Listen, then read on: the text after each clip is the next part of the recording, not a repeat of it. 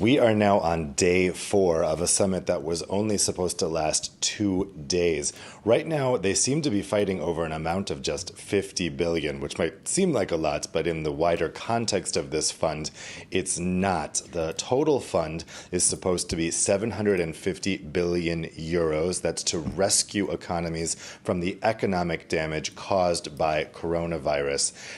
Right now, the so-called Frugal Four, Austria, Netherlands, Denmark, and Sweden, are not happy with the proportion of that fund that would be grants. That is money that EU countries wouldn't have to pay back. Instead, that money would be borrowed by the EU as a whole from the international markets using the credit of all 27 EU countries, and they don't like that idea. Now, in the last day, they were also joined by Finland, and the amount of the fund that would be made up of grants was progressively lowered and lowered over the past days.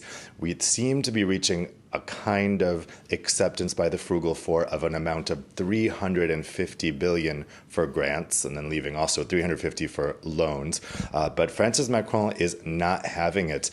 He will not go below 400 billion, and on that, he is backed by Italy, Germany, and many other countries. And that's what really caused the flare-ups that we saw last night, with Macron really becoming very angry, particularly with Austria, Sebastian Kurz, and the Netherlands, Mark Rutte. The other frugals, I'm told, are probably okay with an amount of 400 billion. It's those two, Netherlands and Austria, that are really digging in their heels here. Now, at 11:30 last night, they were supposed to take a 45-minute break in the talks. That break ended up lasting 5 hours. They came back together just about an hour ago to meet, but then the talks broke really fast after they met. We're still not really clear what happened in that latest meeting, but it looks pretty bad.